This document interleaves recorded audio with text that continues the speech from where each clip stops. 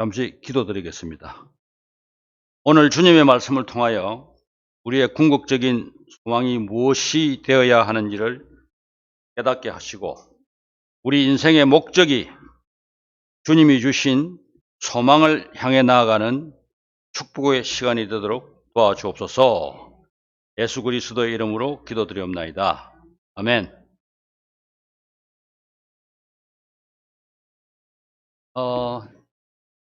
이 슬라이드에 나와 있는 저도 머리가 많이 부어졌는데 그보다 더 머리가 이분이 바로 그 개신교 역사에 있어서 현대 선교의 아버지라고 하는 윌리엄 캐리 교사입니다.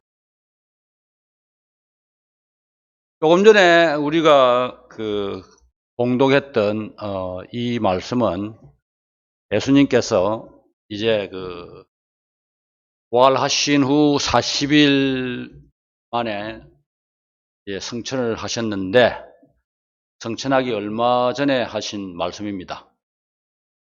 그래서 저는 왜 하도 많은 말씀 중에 이 말씀을 주시고 하늘나라로 가셨을까? 그에 대해서 많이 생각을 해봤습니다. 그래서 오늘 우리가 왜 하고 많은 말 중에 이 말씀을 남기고 가셨을까를 생각하면서 은혜 받는 시간이 되었으면 합니다. 김상용 시인을 아시는 분은 아시겠지만은 꽤 오래된 이야기죠. 일제시대 때 1934년에 발표한 시인데 끝에 가면 왜 산약은 웃지요? 이 말씀은 저는 어떻게 받아들이느냐 하면 그냥 사는 거지 인생의 의미와 목적이 있나? 가끔 친구들 오래간만에 만나면 야 오래간만이다. 요즘 재미있어? 요즘 행복해? 그러면 여러분들도 아마 비슷한 대답을 들었을 줄로 압니다만은 야 인생 재미로 사냐? 그냥 사는 거지 뭐. 정말 우리 사는 인생이 의미도 없고 목적이 없을까요? 저는 그렇지 않다고 생각합니다. 우리는 누구나 다 복을 추구하죠. 지금 우리가 이 교회에 나와서 앉아 있는 것도 결국은 하나님께 복 받으려고 앉아 있다고 말을 할 수가 있겠죠. 이미 2300년 전에 아리스토텔레스 히랍 철학자는 인생의 목적은 행복이다 이런 말을 했습니다. 근데 사실 불행을 싫어하는 사람이 없죠. 다 행복을 추구하죠. 근데 우리가 여기서 이제 심각하게 고려해야 될 게 인생에는 진짜 행복이 있고 가짜 행복이 있다는 거죠. 그래서 가짜 행복을 추구하다가 이름 없는 들풀로 사라진 인생들이 너무나 많죠. 오늘 밤에 하나님께서 여러분 꿈에 나타나가지고 야, 네 소원이 뭐야? 이야기해봐. 내가 뭐든지 다 들어줄게. 그랬을 때 여러분 돈입니다. 건강 주세요. 명예 주세요. 권력 주세요.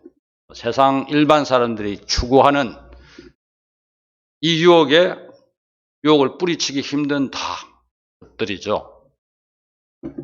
그러면 우리가 물론 여기서 저는 이런 거 다 필요 없습니다. 저는 주님으로 만족합니다 하는 그런 믿음의 소유자도 있을 걸로 압니다.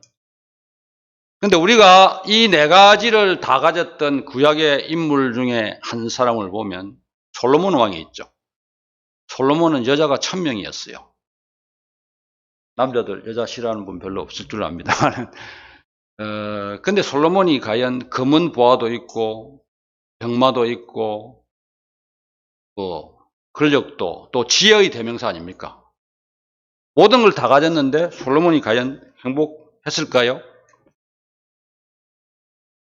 솔로몬이 마지막으로 남긴 말입니다.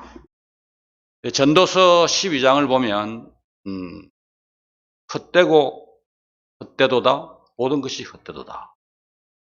내가 세상의 부귀영화 모든 거 다 가졌는데 죽을 때가 되어서 내 인생을 돌이켜보니 살았다.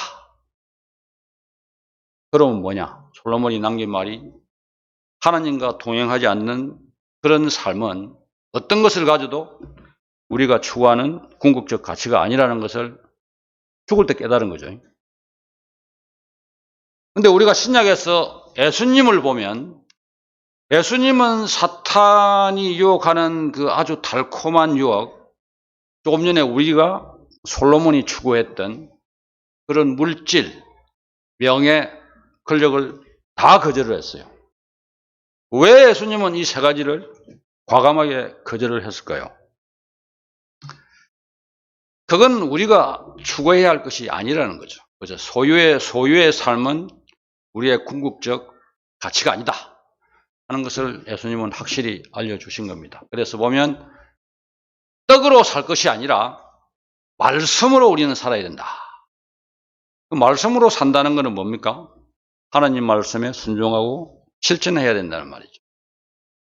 그래서 여기 신자에 보면 믿을 신자에다가 하나님 신자가 있는데 우리가 성화의 과정을 밟으면서 처음에는 앞에 신자였지만 나중에는 하나님의 아들이 되는 겁니다.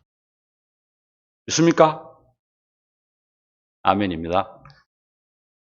자, 오늘 우리가 읽었던 말씀을 보면 이거하고 아주 유사한 말씀이 사도행전 1장 8절에 나옵니다. 거기도 보면 내 정인이 되라는 말씀이죠. 그래서 두 개가 아주 비슷한 말인데 왜 비슷한 말을 우리에게 두 번이나 했을까? 할 말도 많으실 텐데. 사실 예수님이 이 사도행전 1장 8절은 저 말씀을 하시면서 구름 타고 올라가시죠. 사도행전 1장 8절이 진짜 예수님의 유언이죠. 그래서 굉장히 중요한 말씀을 남기고 가셨다고 우리는 생각을 해야 됩니다. 그래서 오늘 우리가 읽은 그 말씀을 조금 자세하게 들여다보면 하늘과 땅의 모든 권세를 내게 주셨다. 이 말씀은 예수님이 이제 십자가에서 돌아가시고 부활하시고 그럼으로써 하나님으로부터 모든 결정권, 하늘의 권세뿐만 아니라 땅의 권세까지, 천국의 권세. 그래서 우리가 죽으면 우리를 심판하시는 분은 하나님이 아니라 예수님입니다. 예수님이 심판하는 권세까지 다 가지고 계신 거죠. 그래서 이런 권세에 있는 나를 믿고 너희들 열심히 살아. 이 말씀, 용기를 주는 말씀이죠. 그래서 19절에 보면 너희는 가서 모든 민족을 제자로 삼아 아버지와 아들과 성령의 이름으로 세례를 베풀게 되어 있습니다. 그래서 첫째, 너희는 가라. 그런데 어디로 가라는 말씀이죠? 1장 8절에 보면 사도행전 땅끝까지 가라는 말씀이죠. 그래서 가만히 있지 말고 움직이라는 거예요. 가만히 앉아가지고 누가 찾아오기를 기다리지 말라는 거죠. 둘째, 모든 민족을 제자로 삼아. 여기서 모든 민족이란 당시에는 이방인을 말했던 거죠. 그런데 현대에 와서는 모든 민족이 누구겠습니까? 아직 복음이 전해지지 않는 부족, 족속을 말한다고 봐야 되겠죠. 그리고 모든 민족에게 다 정해지면 끝이 오리라. 예수님이 재림하신다는 겁니다. 이 그림을 보시면 나가서 좀 흐릿해서 잘 보일지 모르겠는데 세 가지 모습의 사람이 있죠. 그러니까 녹색은 이미 복음이 전파된 곳이고 노란색은 복음이 전파, 그러니까 선교사가 갔지만은 아직도 복음을 받아들이지 않는, 그러니까 2% 이하의 복음을 받아들이는 지역을 저렇게 노란색으로 표시했고, 빨간색은 선교사도 아직 파견 안 됐고, 선교사가 파견 안 됐으니까 당연히 복음이 받아들이지 않은 지역이라고 말할 수 있죠. 그래서 지금 현재 이 선교사가 들어가지 않아서 복음을 못 받은 그 부족의 그 명수가 3억 명이랍니다. 이제 얼마 안 남았어요. 조금만 있으면 우리 이영국 선교사님 같이 여러분이 앉아 나가면 예수님 오십니다. 예수님 오시기를 기다리십니까? 그래서 이 그림을 보면 지금 우리 여기 인도 보세요. 빨간 점이 굉장히 많죠. 아직 선교사가 파견이 안 된 곳입니다. 그래서 우리 이 한국 선교사님이 이제 이 빨간 지역 어느 쪽 가십니까? 이 중에? 이쪽이요? 요게? 네. 고생이 많으실 줄 압니다.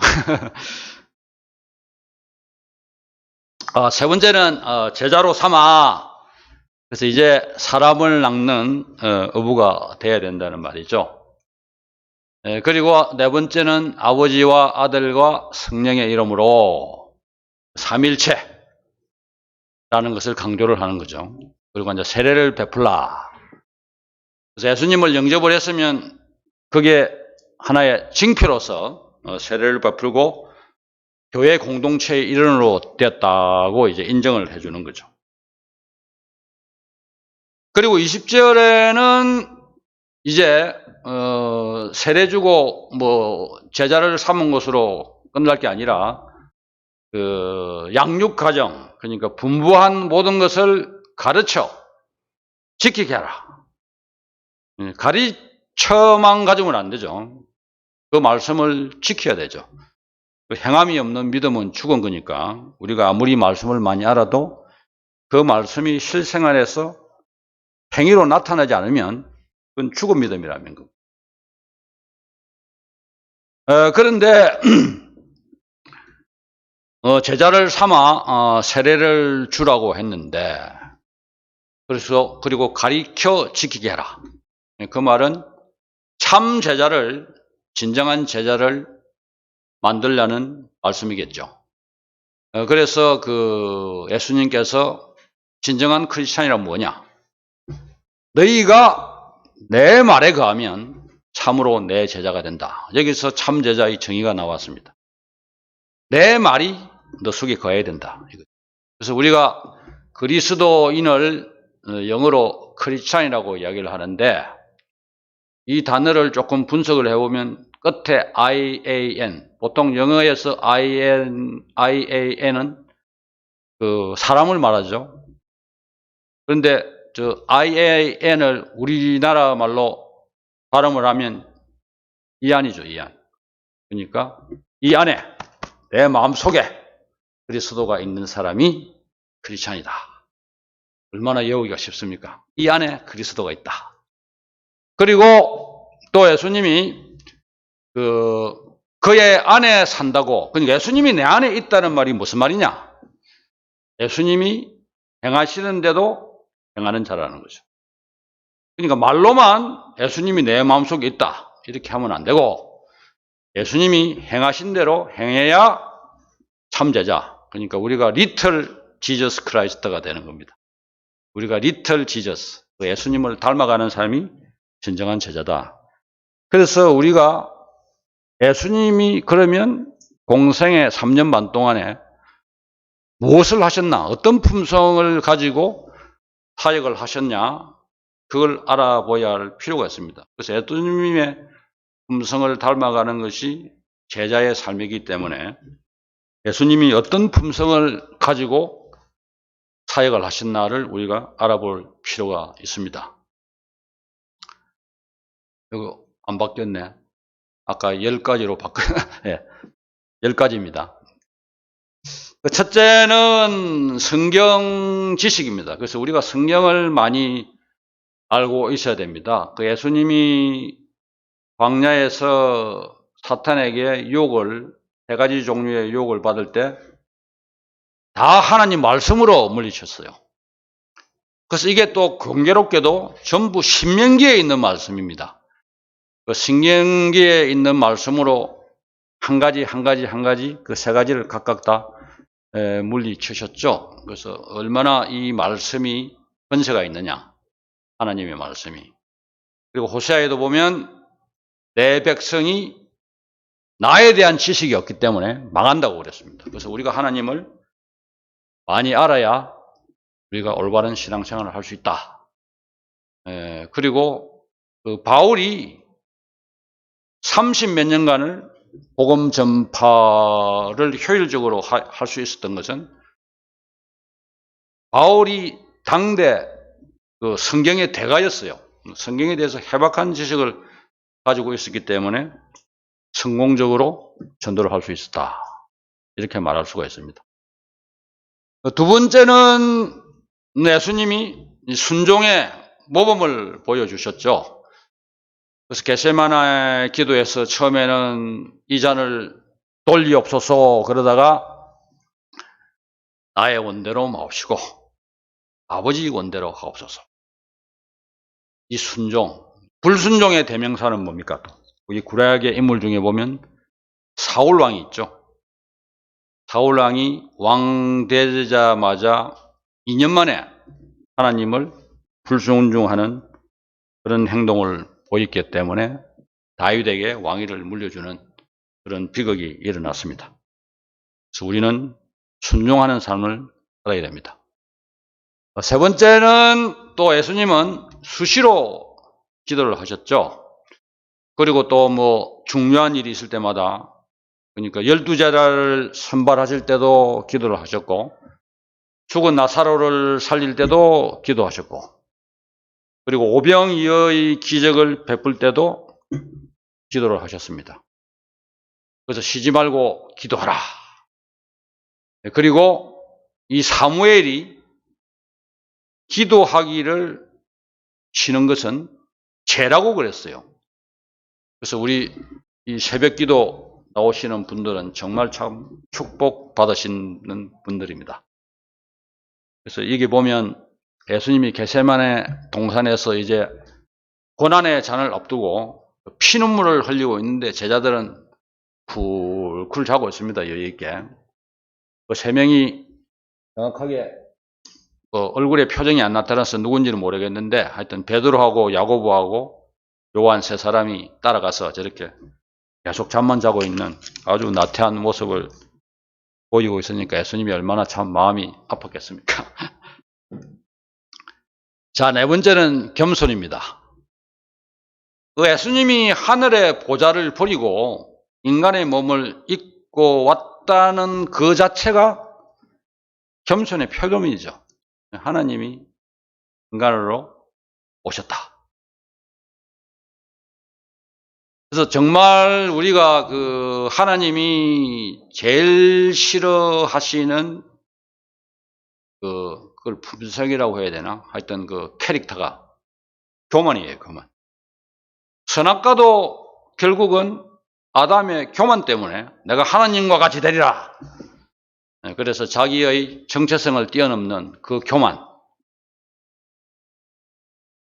그래서 바울이 그 많은 여행을 다니면서 참 칭찬도 많이 들었죠.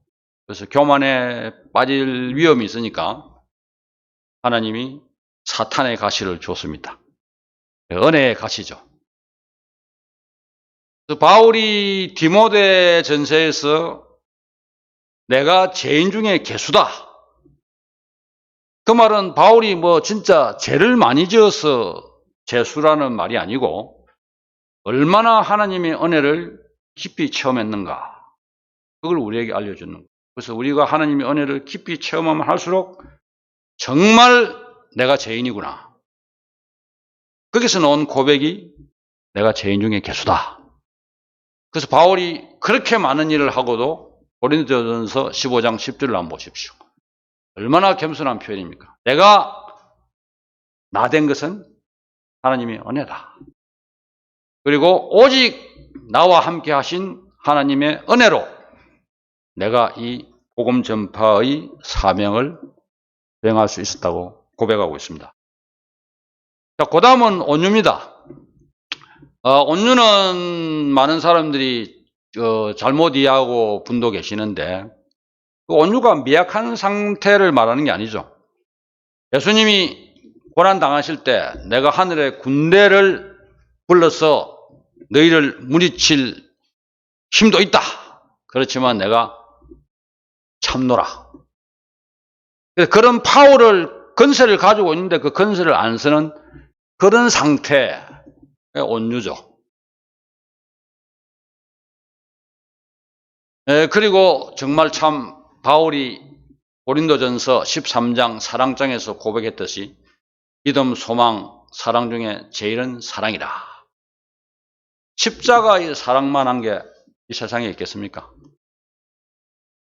아무 죄도 없으신 분이 세상에 오셔가지고 온갖 수모를 다 당하고 심지어 제자들에게까지 배신을 당한 우리 예수님 아니십니까? 그러니까 어떻게 보면 예수님도 제자 훈련에 실패하셨어요. 다 도망갔으니까. 그런데 예수님이 부활하고 나타나셨을 때에 제자 보고 꾸짖으신 적 한 번도 없어요. 오히려 그 죄책감에 떨고 있는 베드로, 다른 제자들도 오히려 위로하고 격려하고 용기를 주신 분이죠. 정말 얼마나 은혜가 풍성하신 하나님이십니까? 그리고 잠깐요. 여기도 나옵니다. 너희가 서로 사랑하면 이로써 모든 사람이 너희가 내 제자인 줄 알리라. 참 제자가 되려면 사랑해라. 그렇지 않으면 너희는 내 제자가 아니야. 사랑을 또 강조를 하셨습니다. 그리고 섬김. 테이블 밑에 대야가 보이죠? 예수님이 십자가에서 돌아가시기 전날 소위 말해서 이제 최후의 만찬이라고 그러죠. 식사를 하시기 전에 대야에 물을 떠가지고 제자들 발을 다 씻어드리죠. 그래서 겸손이 아니라 섬김의 또 모범을 하여튼 모든 게 예수님이 참 롤 모델입니다. 그래서 우리는 아브라함보다 이사야, 모세, 다윗, 그 다음에 바울, 이런 사람이 롤 모델이 되어서는 안 되죠. 다 인간의 한계가 있기 때문에 우리의 롤 모델은 예수님입니다. 그리고 인내. 허더슨 테일러라고 중국 내지 선교사가 있었는데요. 그분이 어떤 사람이 선교사님, 성공적인 선교사가 되려면 어떻게 해야 됩니까? 하고 물으니까 첫째도 인내요, 둘째도 인내요, 셋째도 인내다. 그렇게 굉장히 인내가 참으심이 중요하다는 거죠. 그래서 예수님도 십자가 고난을 참으셨죠. 수많은 무시를 당했지만은 그것도 참으시고 인내의 모범을 보이신 분이 예수님입니다. 그리고 바울이 고린도후서에 보면 자기가 얼마나 고난을 많이 당했는지를 설명을 하고 있는데 40대 이상 맞으면 죽으니까 39대 매를 몇 번 두드려 맞고 그다음 또 태장으로도 맞고 파선도 당하고 헐벗고 굶주리고 형제들의 배반, 강과 시내, 강도 온갖 그 고난을 다 당했는데 참을 수 있었던 것은 여기 보면 하나님이 감당하지 못할 시험 당함을 허락하지 아니하신다. 그렇죠. 하나님은 우리가 견디는 힘을 주시죠. 그래서 예를 들어서 우리가 어디 아프다, 돈이 부족하다, 그걸 없애달라고 기도를 했을 때 그게 없어질 수도 있지만은 그것을 참을 수 있는 힘과 위로를 주는 게 하나님일 때가 더 많죠. 그래서 어떻게 보면 우리 인간적으로는 악이라고 생각하는 것들이 나중에 보면 선으로 바뀌는 경우가 많죠.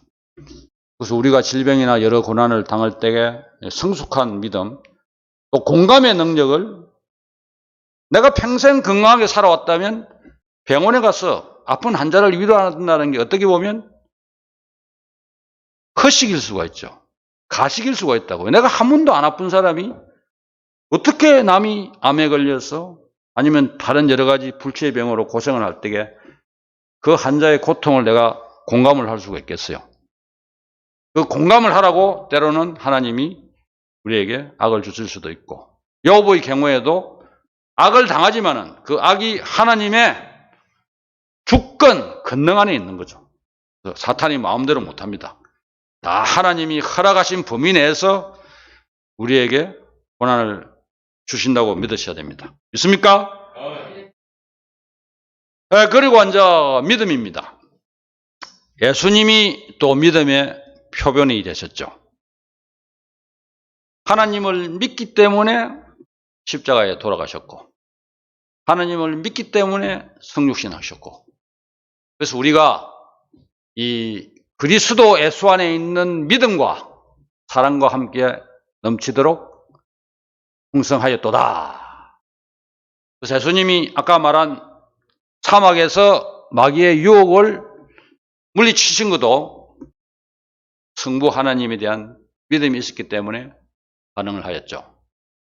그래서 종교개혁의 기수라고 하는 우리 마르틴 루터가 이 의인은 믿음으로 말미암아 살리라, 저 구절로 종교개혁을 일으켰다고 그러죠. 아주 유명한 구절입니다. 그리고 히브리서에 보면 믿음이 없으면 하나님을 기쁘게 하지 못한다. 그리고 하나님께 나아가는 자는 그가 계신 것과 상주시는 이심을 믿어야 한다.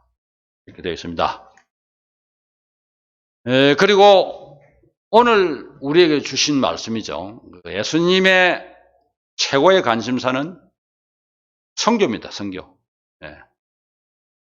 그래서 그 하고 많은 말 중에 두 번에 걸쳐서 이 선교의 중요성을 우리에게 강조하시고 성천을 하신 거죠.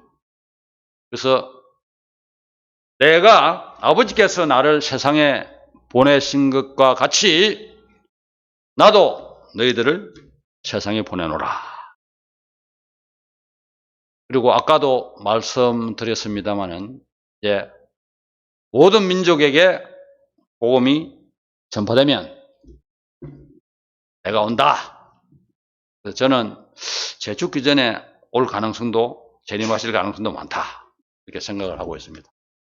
그리고 우리에게 한 충격 주는 또 말씀이, 복음을 전하지 않으면 그 사람은 죄악 중에 죽어서 지옥을 가겠지만은, 그러나 네가 그 사람한테 복음을 전하지 않는 그 사람의 핏값은 내가 너 손에서 구하겠다. 무서운 말이죠.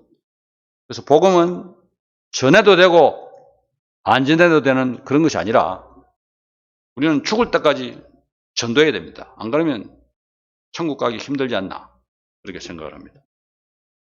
그 핏값을 내한테서 찾는다 그랬으니까요. 그리고 20절에 보면 분부한 20절에 그겁니다. 저건 다 했죠. 함께 있으리라.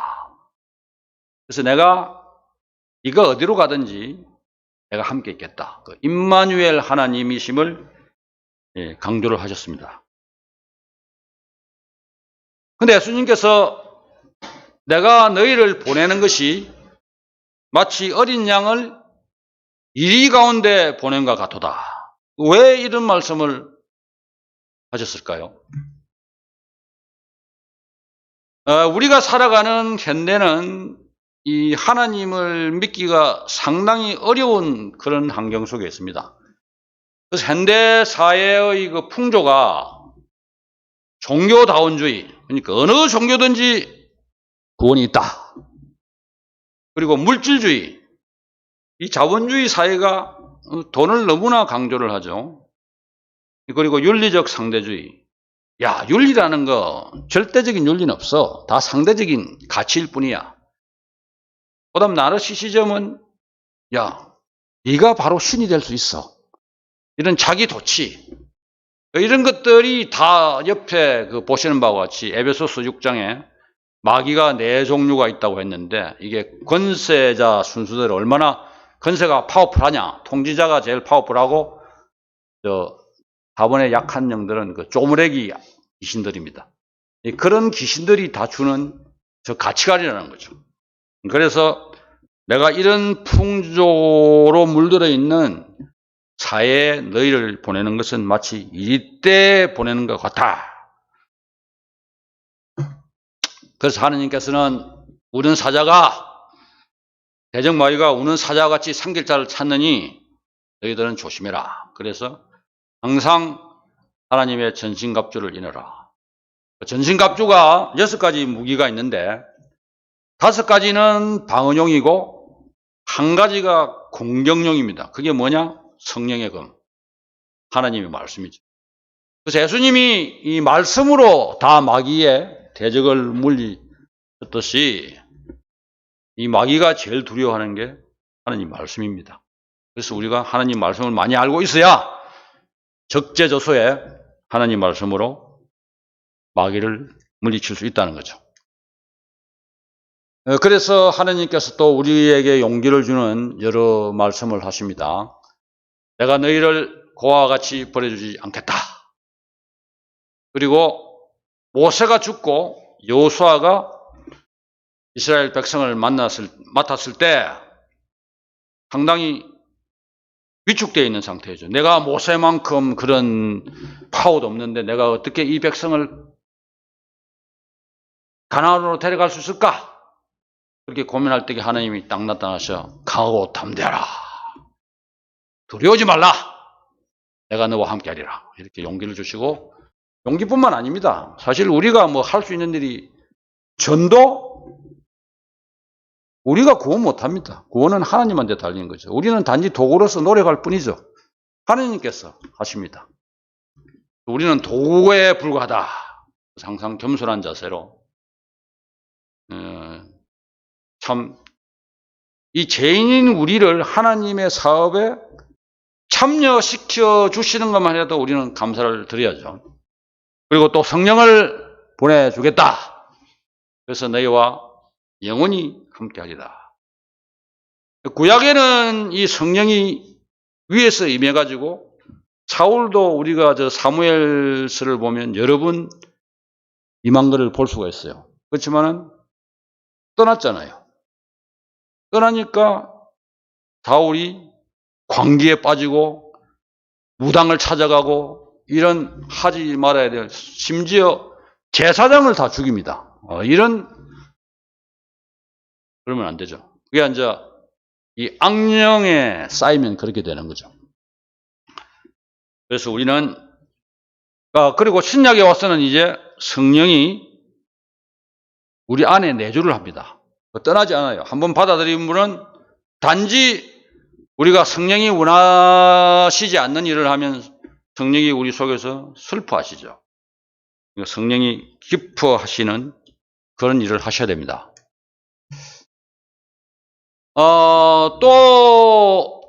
제가 오늘 선교사 몇 분을 말씀을 드렸는데, 그 아프리카 최초의 선교사, 데이비드 리빙스톤, 탐험가이기도 합니다. 근데 이 양반이 그 16년간의 사역을 마치고 잠시 귀국을 했어요. 영국으로 귀국을 했는데, 학생들이 어떻게 그 오지에서 고난과 역경을 견딜 수 있었습니까? 그랬더니 리빙스톤이 나는 하느님의 말씀 2구절을 붙들고 살았네. 그게 오늘 우리가 다 읽은 말입니다. 내가 너희를 고아와 같이 버려주지 아니하겠다 하는 말씀하고, 오늘 우리가 읽었던 마태복음 28장 20절 9절 세상 끝날까지 너희와 항상 함께 있으리라. 이 두 말을 내가 믿었기 때문에 고난과 역경을 견뎠고 하나님께 영광 돌리면서 살았다. 그렇게 말씀을 했다고 합니다. 그런데 제가 요번에 이 대사명의 구절을 묵상을 하면서 정말 사랑의 하나님이고 은혜의 하나님이라는 것을 제가 절실하게 느꼈습니다. 왜냐하면 우리가 이 문장을 세 구절을 보면 예수님이 만약에 제자 삼고 세례 주고 가르쳐 지키게 하라 이 말만 하고 떠나셨더라면 우리는 굉장히 황당했을 거예요. 전도하다가 조금만 고난에 부딪혀도 다 포기했을 거고 좌절했을 겁니다. 그런데 18장 20절 후반에 보면 하나님이 안전장치, 보호장치를 딱 만들어 주신 거예요. 그러니까 마치 이 암탉이 이 병아리를 탁 품듯이 말이죠. 그래서 앞에는 18절에는 내가 근세를 가진 사람이다. 내가 이미 세상을 이겼다. 그러니까 나를 믿어. 그리고 끝에는 네가 어디로 가든지 간에 내가 함께 하마. 이 능력의 하나님이 너하고 함께 한다는데 무엇이 두렵냐? 강하고 담대하라. 그래서 시편에도 이런 말이 있죠. 하나님은 나를 눈동자같이 지키시고 주의 날개 그늘 아래 감추신다. 보호의 하나님, 위로의 하나님, 진짜 사랑이 충만한 하나님입니다. 그래서 우리가 그 제자도가 걸어가야 할 그 품성 중에 10가지를 말씀을 드렸는데 사실 처음부터 9번까지 9가지는 전도를 위한 수단에 불과한 거죠. 그러니까 말만 아니라 우리가 행동으로 옮길 수 있는 그 예수님의 품성에 작은 예수가 되어야 제대로 전도를 할 수 있다는 겁니다. 우리가 아무리 하나님의 말씀이 충만하더라도 그게 행동으로 나타나지 않으면 주변에 그런 말을 우리가 요즘 개독교 이런 말을 듣는데 예수쟁이들 보면 내가 참 밥맛이 없다. 말만 살아가지고 행동은 하나도 없고 우리가 이런 이야기를 들으면 진짜 참 하나님이 슬퍼하실 겁니다. 예수님의 품성을 갖춘 진실한 제자가 되고 그리고 전도를 해야죠. 그러면 효율적인 전도가 될 것으로 믿습니다. 자, 여러분 제가 한 25분 정도 말씀을 드렸는데 오늘의 초점은 진정한 행복을 찾자입니다. 진정한 행복이 뭔가 눈에 보이십니까? 성경적인 복은 뭐냐? 다윗이 말을 했죠. 하나님께 가까이함이 내게 복이라. 내가 주 여호와를 나의 피난처로 삼아 주의 모든 행적을 전파리라. 하나님과 함께하는 게 성경적인 복입니다. 그런데 이게 전도와 선교하고 무슨 상관이 있느냐? 전도와 선교를 할 적에 우리가 하나님하고 지속적인 교제를 나눌 수가 있다는 거죠. 왜냐하면 내 힘으로 못하니까. 그게 하나님하고 함께합니다. 전도가. 이게 바로 하나님이 우리에게 주신 축복이다. 그래서 하나님은 우리가 사실 불행하기 바라지 않습니다. 복의 근원이십니다. 진짜 복을 이 대사명에서 찾아라는 거죠. 그런데 그 선교란 보통 우리가 이제 다른 나라를 가든가 다른 문화, 피국색이 다른 이런 걸 꼭 선교라고 하는데 제가 얼마 전에 책을 보다가 멋있는 표현이라고 생각을 해서 그러니까 하나님의 목적이 내 인생의 목적이 되는 삶을 살면 그게 바로 선교다. 그래서 우리 지금 한국에 있는 외국인 노동자만 해도 16만 5천 명이가 된다고 합니다. 그 사람들한테 복음을 전하는 것도 선교고 우리가 병원에 가서 불신자한테 복음을 전해도 그게 다 선교가 된다는 거죠. 그래서 우리가 어떤 직종에 있더라도 하나님의 말씀을 전파를 하면 된다는 거죠. 그래서 우리가 예를 들어서 핸델은 메시아를 작곡을 해서 하나님께 영광을 돌리고 램프란트는 수많은 이 성경을 주제로 해서 그림을 107점이나 남겼죠. 그리고 게테는 그 유명한 파우스트라는 소설을 제작을 했고 또 사업가 록펠러는 4,900개의 교회를 지어줬다고 합니다. 그래서 우리가 복음 전파에 내가 어떤 직장에 있든 무슨 일을 하든 틈나는 대로, 그러니까 우리가 때를 얻든지 못 얻든지 복음 전파에 힘써야 된다는 겁니다. 그래서 아까도 말했지만은 너희들이 나를 부끄러워하면, 내 말을 부끄러워하면 나도 너를 부끄러워하겠다. 부끄러운 구원을 받는 분이 없을 줄도 저는 믿습니다. 우리 그 그레이스 교회 성도님들. 우리가 언제입니까? 제가 2년 가을은 가을인데 2018년인가 2019년 가을에 우리가 단체로 영화 바울을 보러 갔죠. 기억나십니까? 기억 안 나세요? 단체로 보러 갔는데, 네. 그때 제 기억으로는 우리 누굽니까? 박 집사님 봉고 타고 나는 간 걸로 기억하는데, 그 영화를 보고 제가 참 아주 바울이 말한 말 중에 아주 멋있는 표현. 인간의 삶이라는 것은 손바닥 위에 놓여져 있는 바닷물이라는 거죠. 그것도 이 손가락이 갈라져 있기 때문에 조금 있으면 다 새버려요. 그게 세상 사람들의 삶이라는 거죠. 근데 우리 크리스찬, 이 안에 예수님이 있는 사람은 바닷물이 아닌 바다가 전부 우리 거다. 우리는 천국의 시민권자지 잠깐 쉬었다가는 이 세상이 우리의 전부가 아니라는 거죠. 그래서 바울은 이 세상의 삶뿐이라면 모든 사람 가운데 우리가 더욱더 불쌍한 자다. 그렇습니다. 우리가 예수님의 복음을 전하면 축복의 시간보다는 고난의 시간이 더 많아요. 뭐 저런 미친놈 아니냐, 뭐 이런 식으로 광신이다. 근데 우리가 그렇게 할 수 있는 거는 우리의 목표는 천국이죠. 그래서 이 고난을 견딜 수 있는 겁니다. 그래서 하나님이 모든 사람이 구원을 받기를 원하고 또 진리를, 예수님이 진리가 너희를 자유케 하리라 했으니까 진리를 깨닫고 자유로워져라. 이게 하나님이 나의 소원이라는 거죠. 그래서 우리는 모든 사람이 진리에 이르도록 열심히 노력을 해야 됩니다.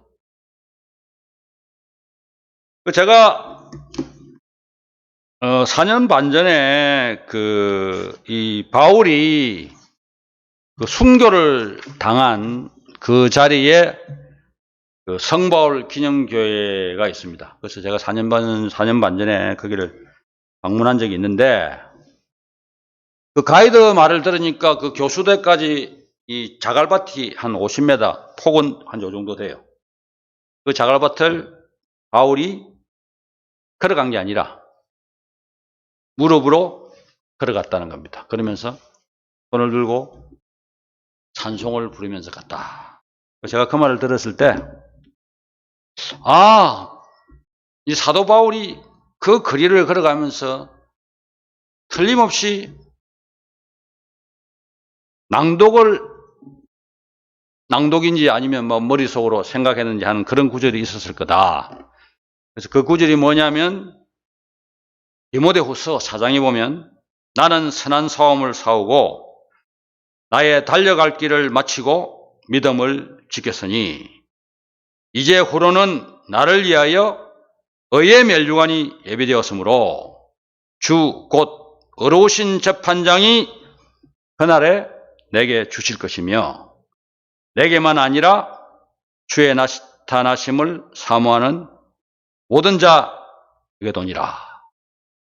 그래서 이 사모하는 모든 자가 우리 그레이스 교회 성도님들이 다 되시기를 바랍니다. 그리고 보네프 목사라는 독일분 루터 교파 목사님인가 하는 분이 있는데, 그분이 히틀러 암살단에, 그러니까 미친 자에게 운전대를 맡길 수 없다. 그리고 침묵은 죄다. 그래가지고 히틀러를 암살하려고 하다가 잡혀가지고 2차 대전 끝나기 몇 달 전에 교수형을 당했어요. 그래서 교수형을 당하는 그 자리로 가기 전에, 그래서 보네프가 무슨 말을 했냐면, 나를 따르라는 그리스도의 명령은 와서 죽으라는 명령과 같다. 그래서 자기 말처럼 그 교수대에 달리기 전에 마지막 할 말이 없냐? 이렇게 독일군이 이야기를 하니까, 이제 나의 삶은 끝이다. 그러나 나의 영원한 삶은 지금부터 시작이다. 이런 유명한 말을 남겼다고 합니다. 그리고 이 구절이 참 우리에게 참 은혜의 말씀이죠. 같이 한번 공독해 보실까요? 내가 달려갈 길과 주 예수께 받은 사명, 곧 하나님의 은혜의 복음을 성언하는 일을 마치려 하면은 나의 생명조차 귀한 것으로 여기지 아니하노라. 아멘. 이 사도 바울의 고백이 우리 모두의 신앙 고백이 되었으면 합니다. 사랑하는 성도 여러분, 예수님께서 우리에게 분부하신 인류 복음화 사명, 즉 제자 삼는 삶을 실천함으로써 우리를 통하여 하나님의 형상이 드러나고 하나님께 영광 돌릴 수 있는 은혜의 축복의 삶을 영위하는 아름답고 고귀한 인생이 되시기를 예수님의 이름으로 기도합니다. 아멘.